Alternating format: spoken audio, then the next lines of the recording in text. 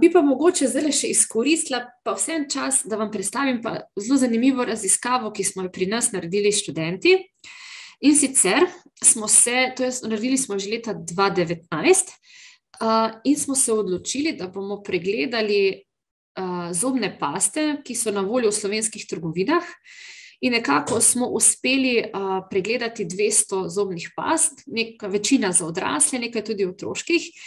In 52% vseh teh zobnih past je vsebovalo sintetične polimere. Zdaj vidite, spodaj, ta polietilen glikol je bil prisoten kar v 66% zobnih past. Torej, zelo prednjači te polietilen glikoli. Če pa pogledamo, na primer, po blagovnih znamkah, nekje 30 blagovnih znamk smo pregledali, in 13 je bilo takih, ki ni vsebovala mikroplastike, medtem ko 10 teh blagovnih znamk je bilo pa kritičnih, kar pomeni, da so imeli vsaj eno komponento prisotno, ki jo lahko uvrstimo na ta rdeč seznam mikroplastičnih komponent. In potem smo od teh 52%, kjer smo našli sintetične polimere, smo potem s pomočjo Beat the Microbits platforme oziroma njihove podatkovne baze ugotovili, da je 11% tistih, ki jih lahko uvrstimo na rdeč seznam, medtem ko velika večina je pa takih, ki jih lahko uvrstimo na oranžen seznam, predvsem zaradi vsebnosti polietilen glikolov. Seveda vas verjetno zanima, kateri je bil pa tisti najbolj kritičen polimerni material, ki smo ga našli. Na levo stran sem zapisala, to so bili karbomer oziroma poliakrilat, ki je po kriterijih Beat the Microbit uvrščen na rdeč seznam. In ta v bistvu je prevladoval. Vidite pa, da vedno v kombinaciji s polietilen glikoli oziroma polisorbatom, ki pa so vodotopni sintetični polimeri. Kaj je bilo še zanimivo, da kar nekaj, 18% teh past, ki smo jih lahko umestili na rdeč seznam, je bilo pa tudi izdelkov, ki so namenjeni otrokom, torej otroških zobnih past. Tako da jaz pol vedno predlagam, ko je bila ta raziskava tako aktualna, so me vprašali, katero pasto pa naj kupim. In pač vedno predlagamo, da se pregleda deklaracijo, kjer je zelo jasno, so te sestavine zapisane, in jaz osebno se tudi polietilen glikolu izognem. Čeprav je to vodotopni polimer, gre za neko sintetično kemikalijo, ki pa verjamem, da če se ji lahko izognem, sigurno boljše kot pa da jo. Moram pa reči, da je kar že precej alternativ, torej ne samo, da ne vsebujejo teh mikroplastičnih komponent, ampak tudi, da ne vsebuje polietilen glikola. Je pa to stvar verjetno tudi svoje lastne ali discipline ali pa želje. Mogoče sem zdaj koga prepričala, da bo pogledal na svojo deklaracijo. To je to si lahko še tudi boste kasneje malo pogledali.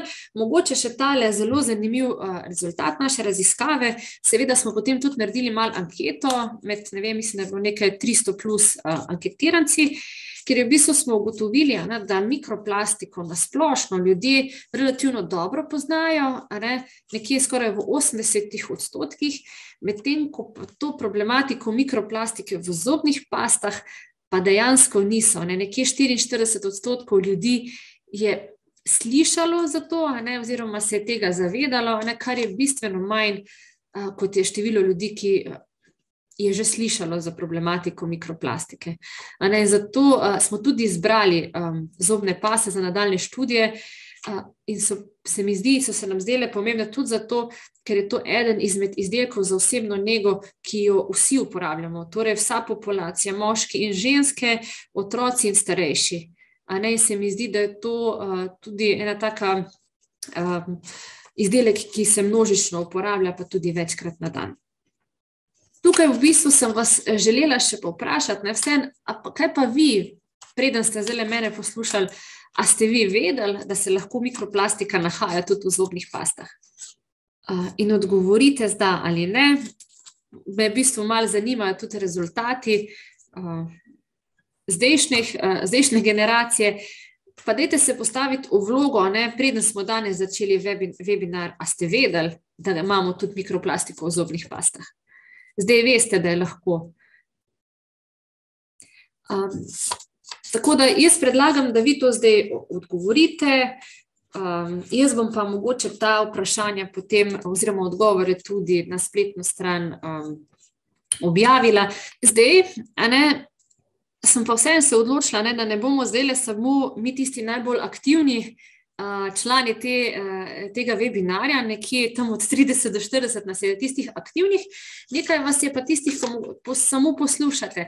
In zdaj, da vas spodbudim še ostale, sem pripravila izziv za skupine oziroma, ne vem, imate razrede študentov, dijakov, ki lahko naredite tudi z vašimi učitelji, lahko sami, da pa v bistvu naredimo še eno tako krajšo raziskavo vaših zobnih past doma. In da naredimo eno tako raziskavo, koliko v bistvu imamo pa zdaj v tem trenutku morda v uporabi zobnih past z mikroplastično sestavino. Tako da tole bom tudi tale Padlet pustila aktiven, mogoče celo do 2 dni do naslednjega webinarja. Tako bi jaz predlagala mogoče en teden, mogoče imate celo dovolj 3 tedne, da to uredite. Poglejte, kateri polimeri se največkrat pojavljajo, kako pogosto in mogoče z vašim kritičnim mnenjem poskušate ovrednotiti, kaj to pomeni. Zdaj, naša izbrana kategorija so zobne paste in predlagam, da potem pred naslednjim webinarjem, torej mislim, da je 16. marec, si bomo vzeli nekje 15 minut do pol ure, pa bomo pregledali tele vaše rezultate in bom tudi vas kot skupine, razrede mogoče izvala, da poveste vaše opažanja in pa pokomentiramo rezultate. Tako da vas res vabim k sodelovanju. Se bomo pa potrudili, da bomo še ta teden tudi vašim mentorjem oziroma da bomo videli, kako bo najlažje poslali še vse tele linke in pa povezave na mail. Torej, da boste res vsi vedeli, kaj je vaš izziv, in da dobimo res čim več odgovorov.